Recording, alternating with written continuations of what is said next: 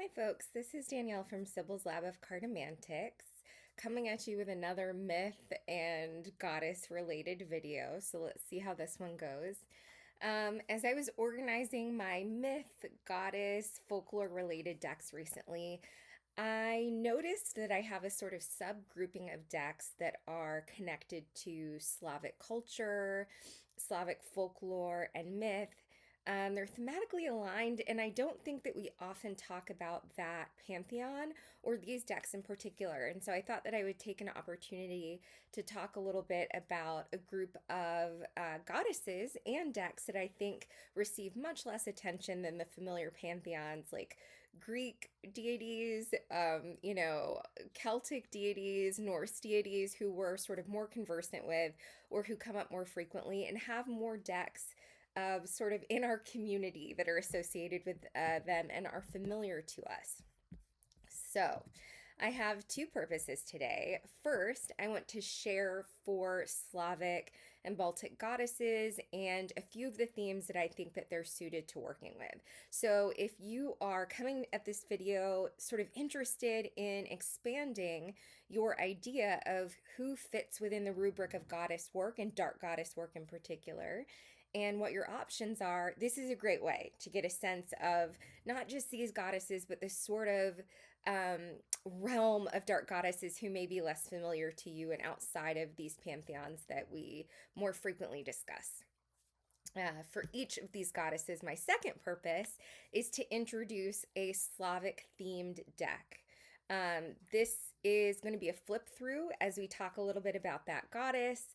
You can get to know the deck and see the artwork that in that particular deck sort of symbolically connects to cultural signifiers of Slavic culture that are in some ways aligned with the folklore and storied home of the goddesses that we're talking about.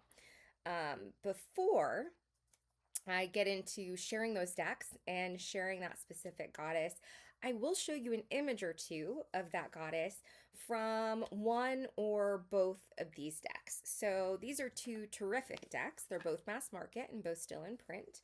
This is the Dark Goddesses Oracle by Caitlin McCarthy. All four of the goddesses that I'm discussing are included in this, and you'll see the images for these particular goddesses. So that is one. And two of the goddesses we're discussing come from the feminine myths archetype. So for those two goddesses, I'll show you both images from Caitlin McCarthy's deck and Anna Novaeus's deck.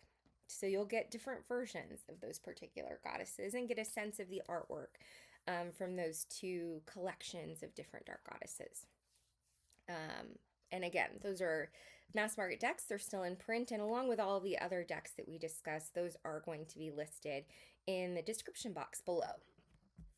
So we will start with my favorite and probably the most well-known of the dark goddesses within the Slavic umbrella, and that is Baba Yaga. Now, the deck that I'm going to be sharing is the Slavic Legends Tarot. This is the edition that I have, the Slavic Legends Tarot. It's by Taroteca Studio. This deck is still in print. And we're going to do a flip through after we look at these images of Baba Yaga. Here is the first one. This is from the Dark Goddesses Oracle.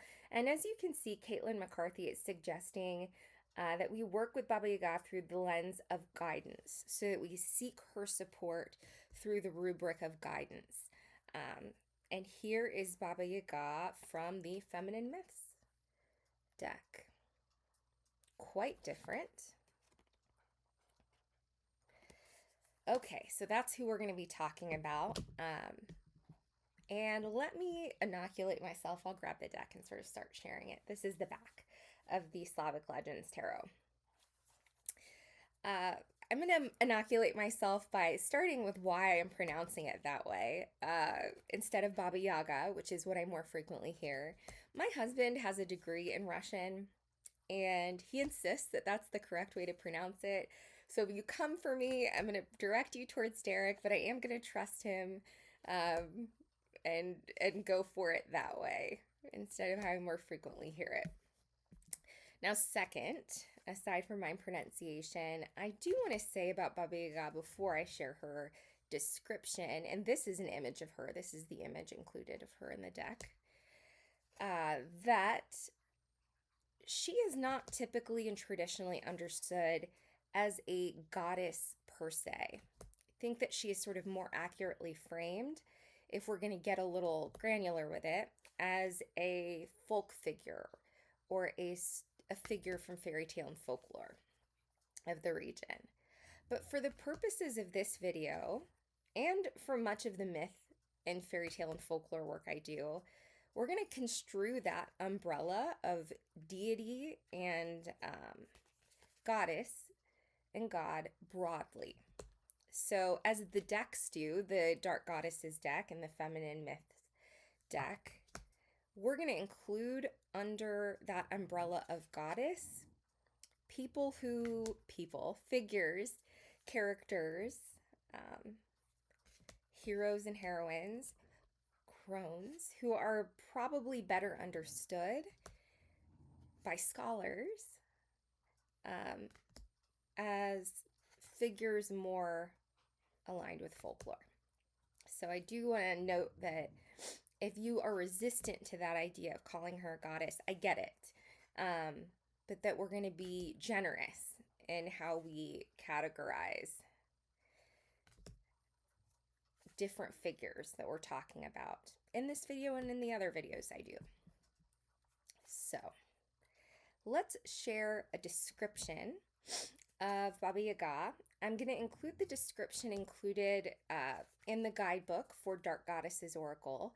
So these are all written by Caitlin McCarthy. I think she does an excellent job of keeping it short and simple in summation of their myths, so that we learn just enough to understand why she chose those particular themes and keywords, and getting a sort of flavor of who these figures are and who we might want to learn more about. So, quote, Baba Yaga is a Slavic goddess of birth and death. She is an ancient and powerful goddess whose legacy has carried on through time and folklore as a powerful hag witch. I love that, you guys. I dream of being a hag witch. I want somebody to call me a hag witch. Baba Yaga is both greatly feared and respected for her wisdom. She lives deep within the forest in a hut that stands on chicken legs. Baba Yaga is a shapeshifter who can take on many forms, such as a snake or bird. You probably see me looking to the side here. I'm reading what I'm saying to keep things accurate. But she is usually depicted as an old woman flying through the air in her mortar and rowing in her pestle or broom, as we saw in the chariot card, and that's probably why she was chosen as the chariot. As an aside, in Tarot of the Crone, a deck that I like very much and use with some regularity, Baba Yaga is also the chariot in that deck. Kind of great. Now, as I said, she is the figure who I have by far worked with the most out of these 4 dark goddesses that I'm sharing today. I love the archetype of the hag witch, what we'll call the hag witch, or like the sort of wicked witch in the forest. I think there's something really powerful about that maligned figure. There's something scary about old women and wise women, the way that fairy tales teach us. I was taught as a little girl that there's something threatening about a wise single crone living in the woods. Amelia and I have a running argument about whether the old hag in the woods is wrong or not for going after children. I think that if you come to the crone in the woods house and you start eating it, or you start poking around her property, or you bother her when she wants to be left alone, like, I'm not that mad at her if she wants to do something with the children that maybe makes them go away. Like, people watch your kids, don't let them run around the forest. She just wants to be left alone.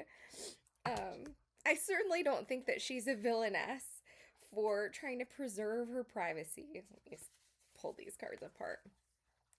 And I think that there's something informative and troubling about the way that we're conditioned to understand aged single women.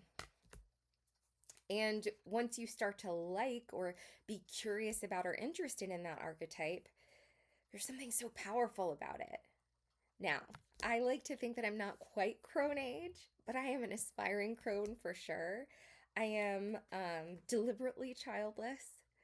I think I'm not single, but I still fancy myself a crone in the woods. Maybe that's like sort of my vacation. I want to go stay in Baba Yaga's hut and threaten children who come wander around my property. That should be a holiday experience, right? So that is the Slavic Legends Tarot. Beautiful deck. Not linen cardstock, rose petal stock, which I don't love. It's difficult for shuffling, but it does feel delicious and feels expensive. It is an indie deck, but you do feel as if you are getting you're getting something quality and something that lasts. This next deck, so the goddess number 2 is Morana, and I also have 2 images of her. Let's look at those. So this is Morana from the Dark Goddesses Oracle, associated with the theme of endurance, and Morana from the Feminine Myths Oracle. So here are her 2 images. The deck that we're going to be looking at is Tarot of the Golden Wheel. This is a mass market deck. It's still in print. My copy I've edged in yellow, and I have slightly trimmed it. It comes borderless, but I shortened it just a tad because I have smaller hands and I wanted to be able to shuffle it, but I didn't remove a lot of the art. You're not going to be missing a lot of the real estate of the card. Do know, though, that if you get the deck, it's going to be a little larger than this. So as we flip through, let's learn a little bit about Morana. Again, this is the guidebook for Dark Goddesses Oracle. Quote, Morana is the ancient Slavic goddess of winter and death. Morana is known as many names: Marzana, More, Morena, Mara, and Mora. She rules over the cold months of winter and death, residing in a mirrored palace guarded by snakes and surrounded by bottomless rivers. Each year, her departure is celebrated by the burning or drowning of straw effigies in her image to banish winter and bring forth the light and warmth of spring.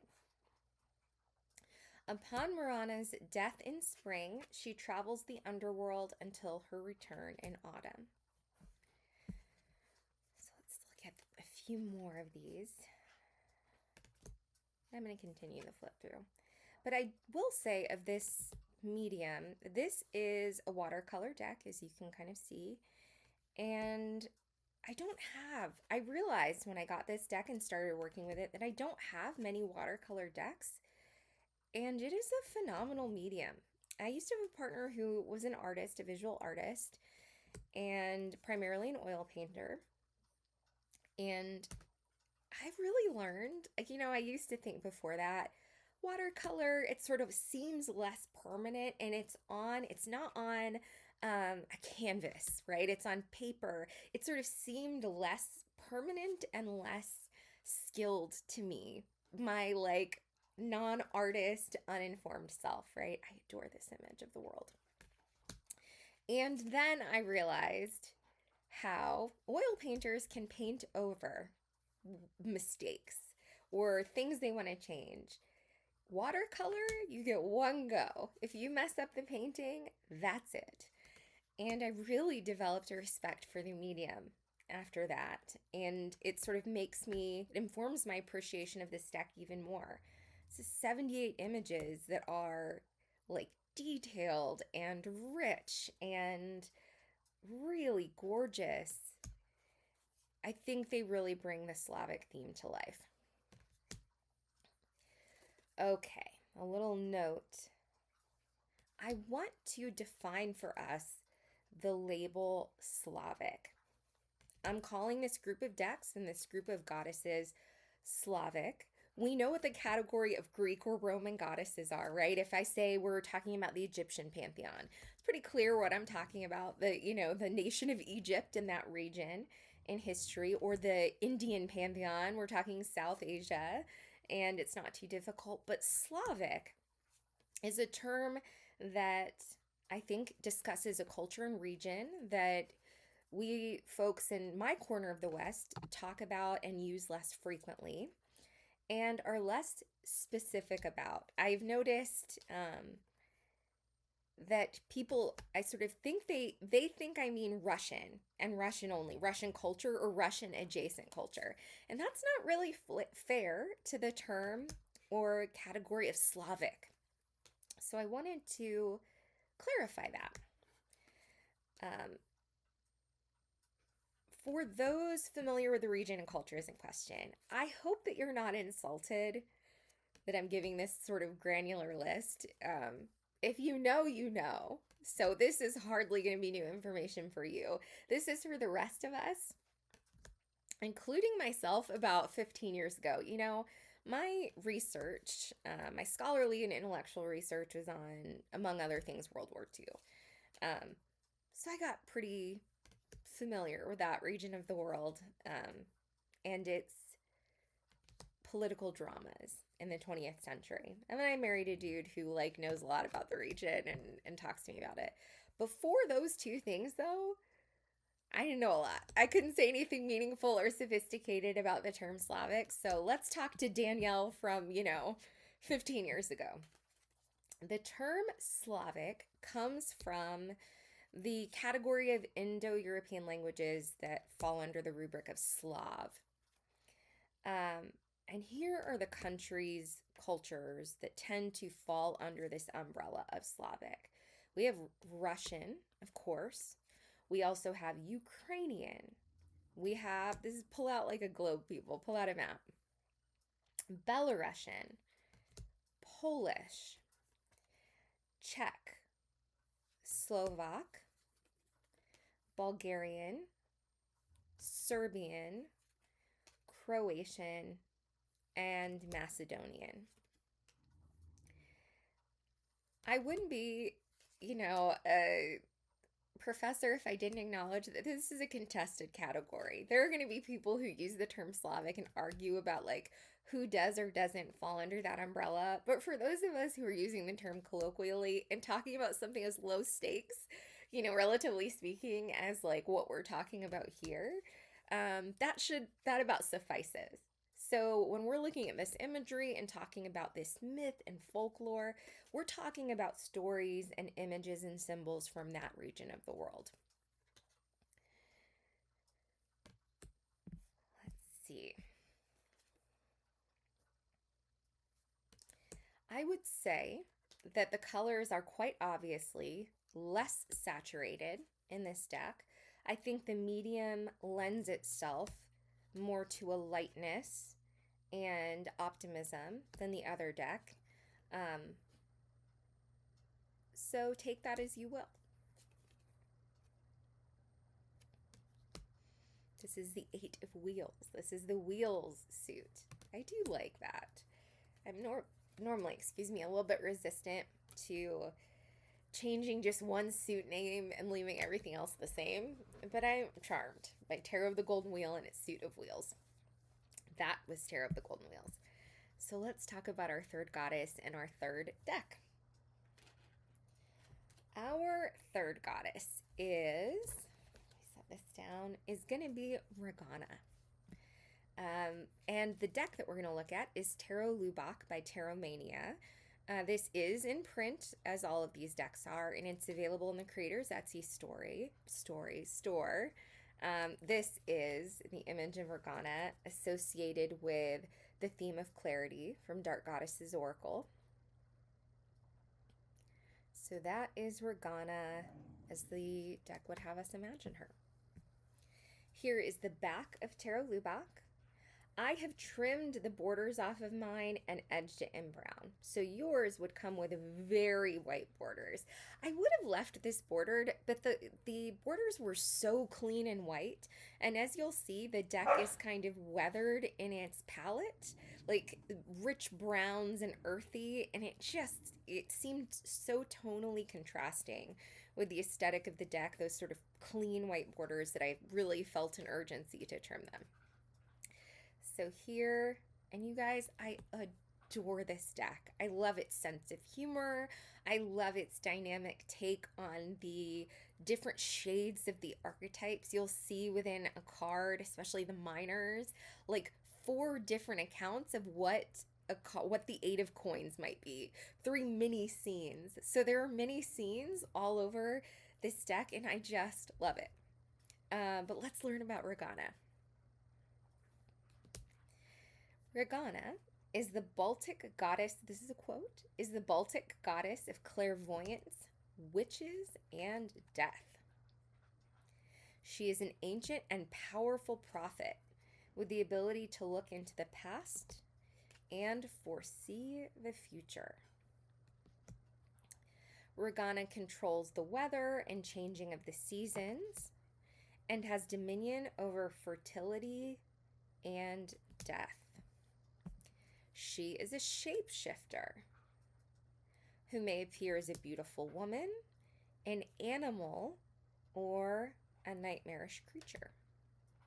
And she travels by riding a tree branch or transforming into a bird. Does she sound fierce to you? She sounds amazing to me. Regana was later demonized and transformed into an evil witch in folklore. We know that Danielle loves an evil witch. In Lithuanian folklore, witches fly to hilltops to meet with Regana on the night of the winter solstice. So a very specific reference to Lithuania. This, I will admit, is the first time I'd ever heard of this goddess, and I love it. I will also say there's not a huge cross-section of Slavic goddesses included in either of those decks. But I'm impressed by the ones that were included, the breadth of the 4 that we do get, and appreciate the nature of the descriptions and the thoughtful selection of themes to go along with the chosen myths. A little note here. I matched these 4 decks and these 4 goddesses totally at random, people. Do not think that I'm suggesting that this deck is especially suited to work with Regana. I am not saying that at all.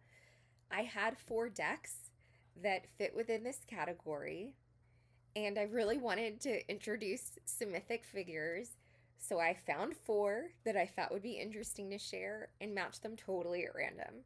I mean at random, I am sharing the goddesses in alphabetical order, and I'm sharing the decks in no particular order. So, the suitability or not of any of these specific decks to any of these specific goddesses is entirely up to you. I'm not even suggesting that you need a Slavic themed deck to work with a Slavic goddess. I mean, that's sort of preposterous.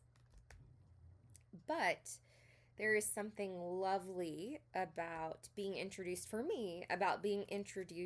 to the symbolism of Slavic culture and folklore in a way that is absorbing and visual. I really appreciate visual art and storytelling. This deck in particular is so great with storytelling. You can just see a story in this card.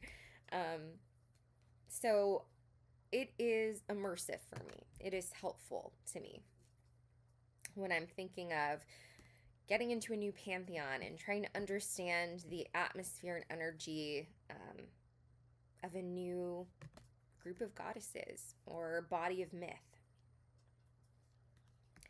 So, if you choose to work with these or any goddesses, I think that the core suggestion and the most, the primary importance is that you choose decks that are aligned with the way in which you want to work with those goddesses. As I was saying, what's important is that you find decks that are aligned with the way that you want to use specific goddesses, rather than finding decks in which the goddess is present in some way, right? In which the specificity of the myth itself is included. If you want to work with Baba Yaga, you don't have to have a deck that includes her somewhere in an explicit and intentional way. What I do think is important, or what I would argue is important, is that you find a deck where the essential elements of her story are visible and present for you.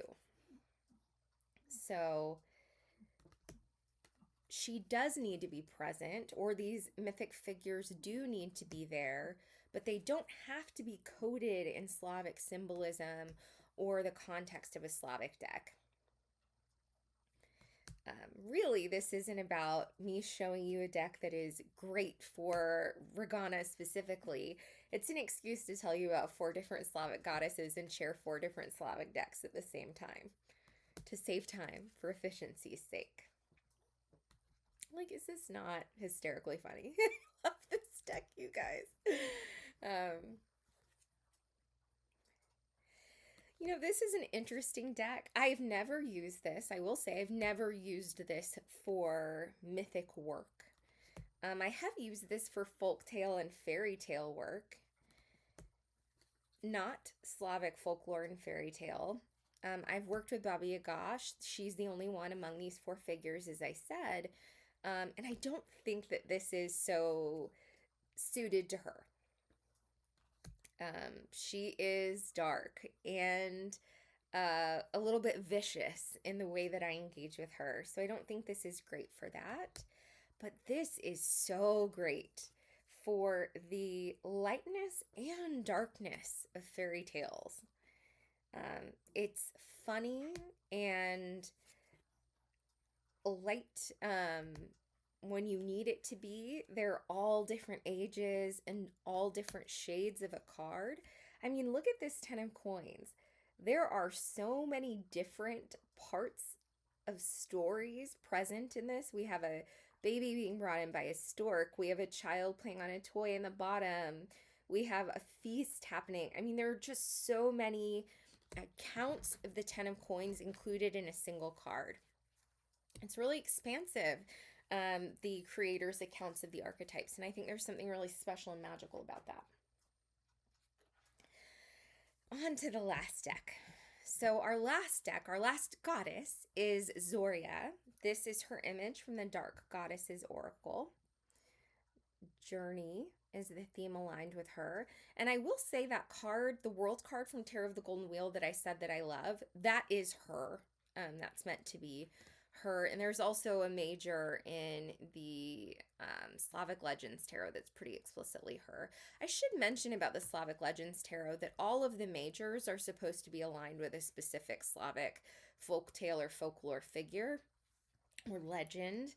But what am I trying to say? But there's no book. There is a list on the website that clarifies what card goes with which legend or figure. And the minors are just the archetypes of the Rider-Waite-Smith-ish tarot set in a Slavic setting and with Slavic symbolism. As for this deck, this is the Slavic Tarot by Melissa Ivanko Murray. This is in print and available via the creator's Etsy store, and I will include that link as with the other decks. So let me share these, and as you'll see here, the majors are also all aligned with a specific figure, and it's included, the name of that figure is included at the bottom. The book, as well as the cards themselves, also include the titles in Cyrillic at the top, as you see. But let's talk about Zoria. Zoria is a Slavic goddess and personification of dawn. She may appear in the form of one woman or as three sisters all at once. The triad includes Lady of the Morning Star, Lady of the Evening Star, and Lady of the Midnight Star. She takes care of the sun, controls the flow of time, and protects the world from doomsday. That's a big job. She is tasked with guarding the dog chained to the constellation Ursa Minor, the little bear.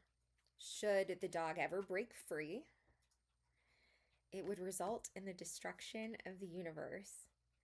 You guys, I love a myth with a dog. I think maybe one of my favorite things about Greek underworld myths is Cerberus, the three-headed dog. You get like 3 dogs instead of just one. The guard dog. If only my dogs were guard dogs. Okay.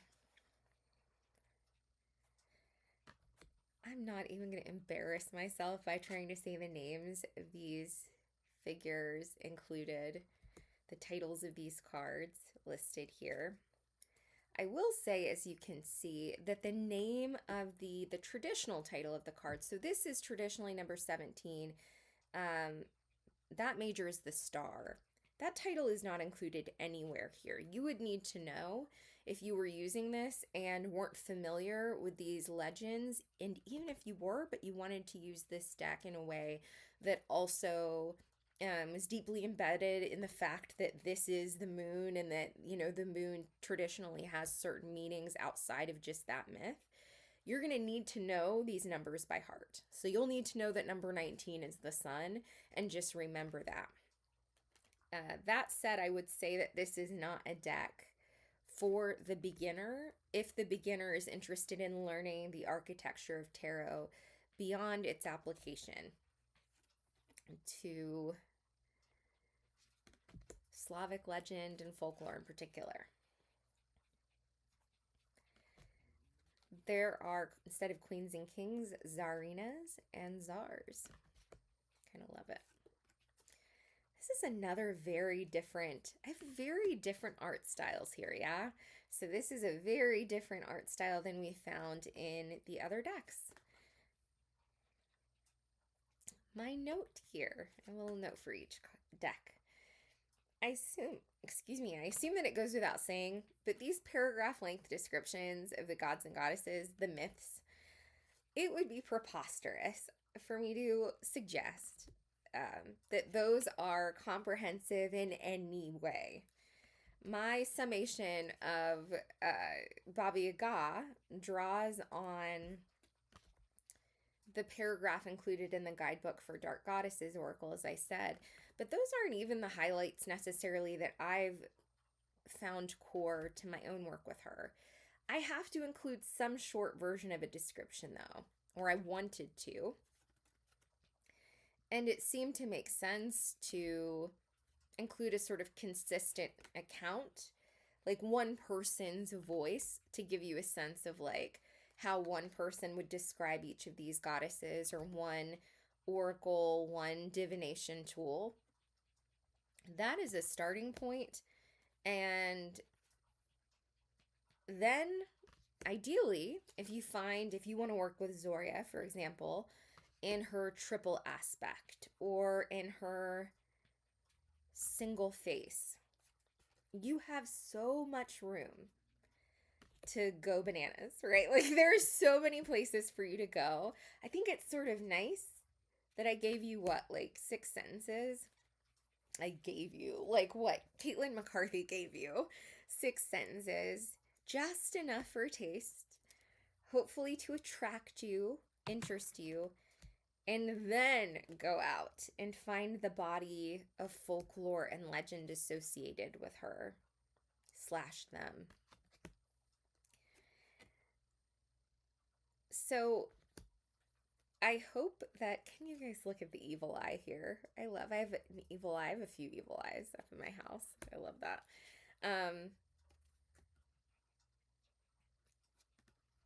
So what was I saying? Oh yeah. This isn't just don't come for me because I didn't tell the myth in a way that you would like, although don't. If you're gonna tell me that I didn't include enough detail about the myth, you're so right. Like no one's disagreeing with you. Um, and this is just one version of the myth and told through the lens of, like, for example, Zoria, according to Caitlin McCarthy, is worth understanding through the lens of journey. That's the key word associated with her myth. So that myth is going to be shared through that frame, right? We're going to hear about her myth and the parts of it that especially apply to her application to the theme of journey.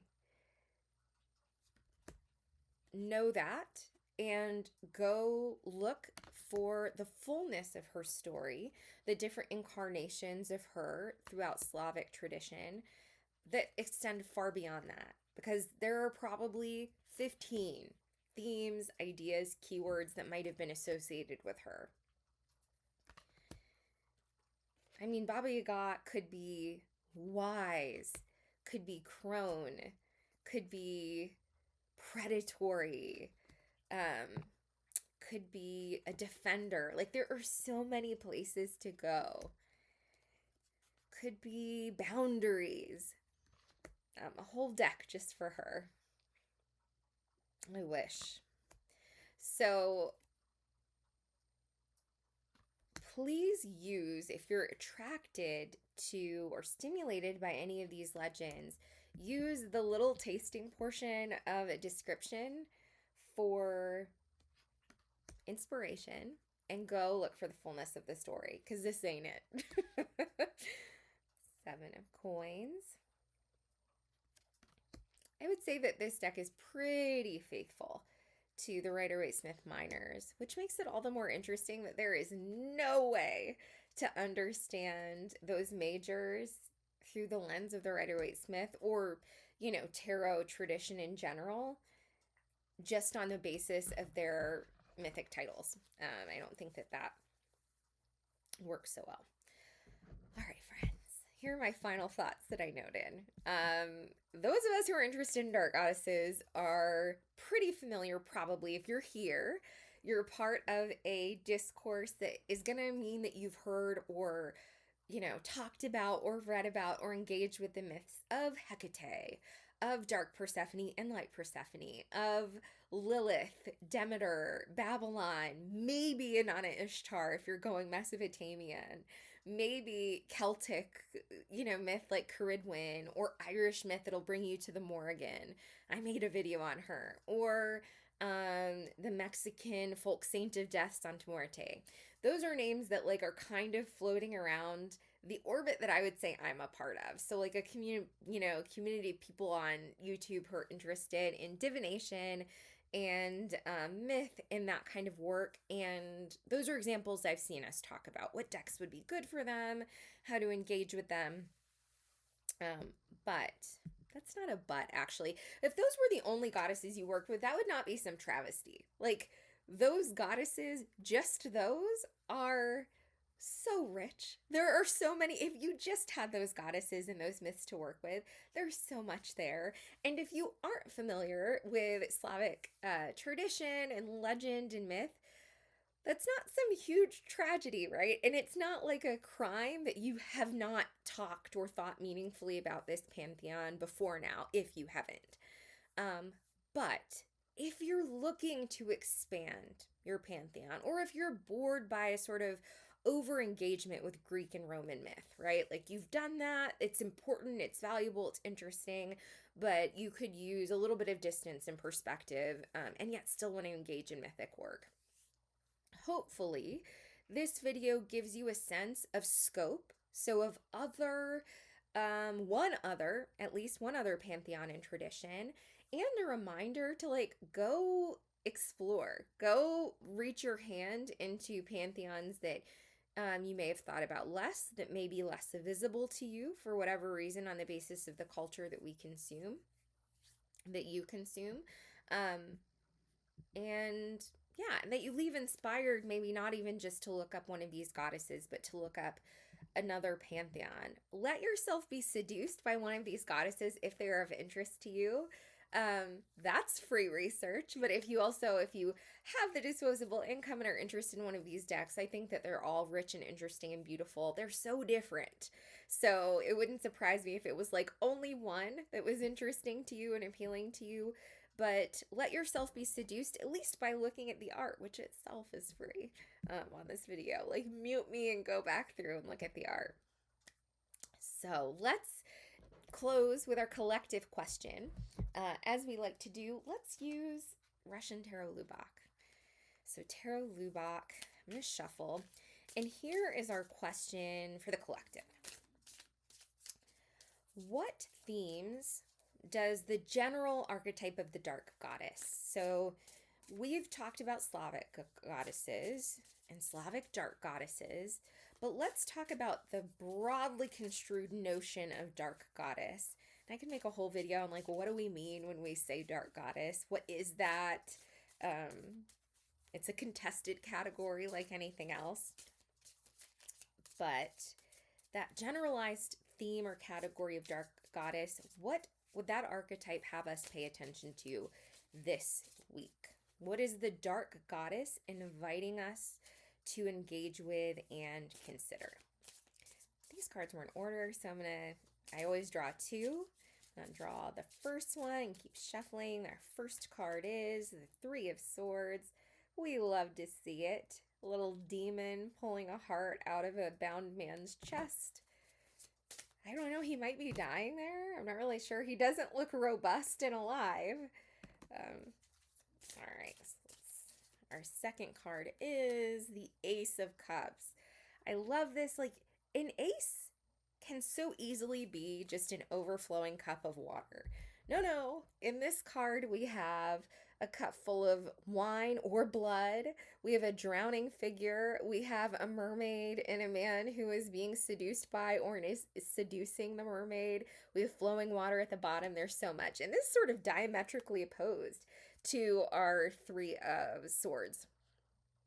So let's look at these. Our Three of Swords and our Ace of Cups. What would they tell us about what the dark goddess is inviting us to do?